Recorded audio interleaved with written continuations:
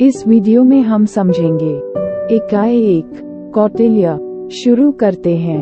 1 परिचय।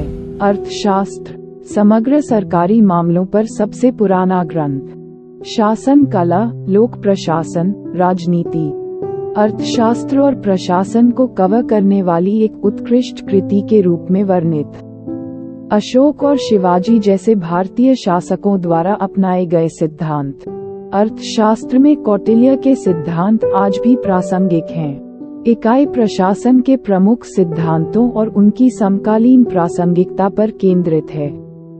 2 कौटिल्य और अर्थशास्त्र के बारे में।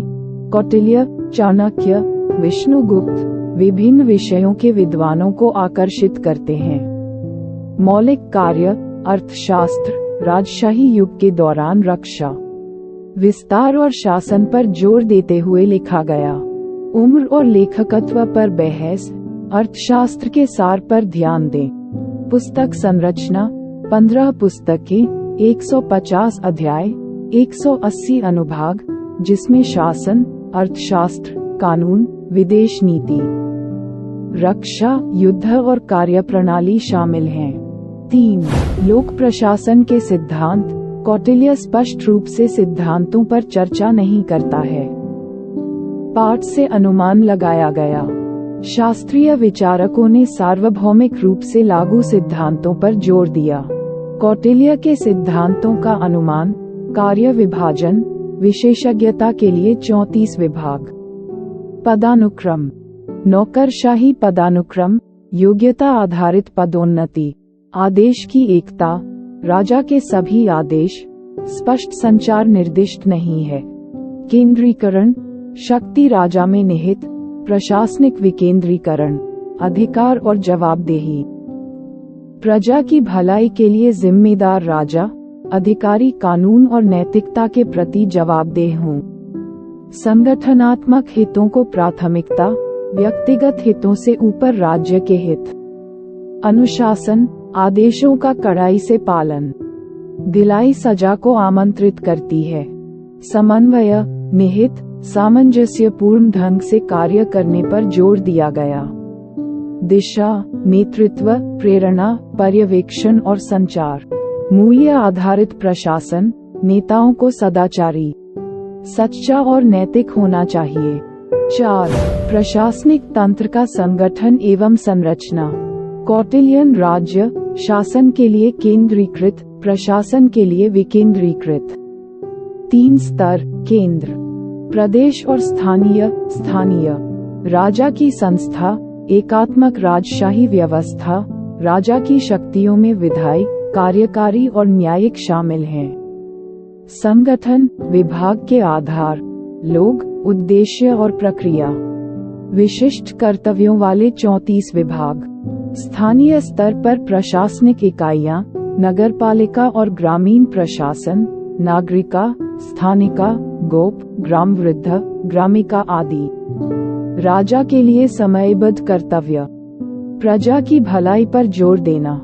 5 कार्मिक प्रशासन।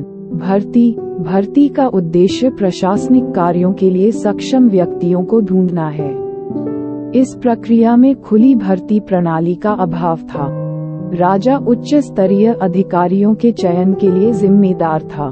योग्यताओं में नैतिक, तकनीकी, पेशेवर और शासक और देश के प्रति वफादारी शामिल थी। प्रभावी ढंग से सेवा देने के लिए अधिकारियों को लालच और प्रलोभन से मुक्त होना जरूरी है।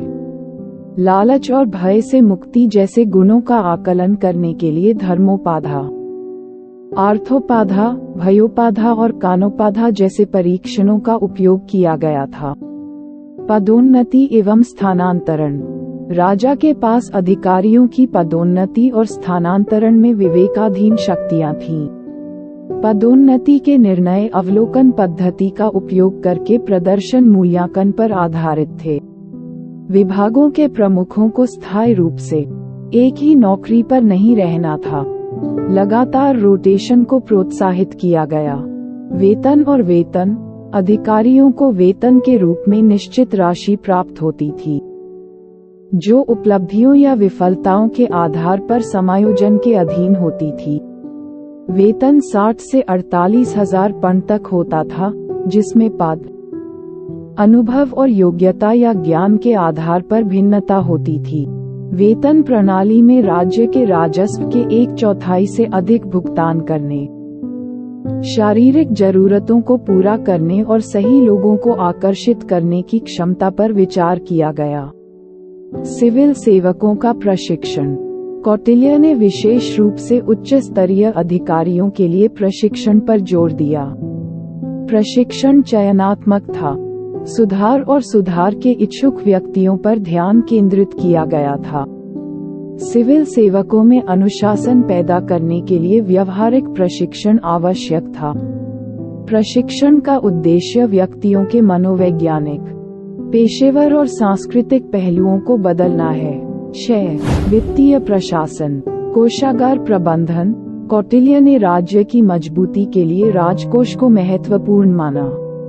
अधिकारी उचित तरीके से संसाधन जुटाने, मजबूत करने और बढ़ाने के लिए जिम्मेदार थे। राजस्व स्रोतों में कृषि, खदानें, धातुकर्म, पशुपालन, उद्योग, मनोरंजन और विभिन्न कर शामिल थे। बजट, लेखा और लेखा परीक्षा। बजट में एक वित्तीय वर्ष के लिए अनुमानित राजस्व और व्यय का विवरण दिया गया है। व्यय को विभिन्न मदों के अंतर्गत वर्गीकृत किया गया था और विविध आय में जुर्माना, अधिभार, मुआवजा और उपहार शामिल थे। वित्तीय जवाबदेही महत्वपूर्ण थी, खातों का उचित रखरखाव अनिवार्य था। ऑडिट और खाते अलग अलग थे। ऑडिटर अधिकारियों के बीच ईमानदारी और जिम्मेदारी सुनिश्चित करते थे। सरकारी कर्मचारियों द्वारा वित्तीय दुर्व्यवहार जैसे गबन, धोखाधड़ी और चोरी के लिए विभिन्न दंड लगाए गए। आपको इस वीडियो के नोट्स pmkclasses.blogspot.com पर मिलेंगे। लिंक विवरण बॉक्स में दिया जाएगा। कृपया इसे देखें। धन्यवाद।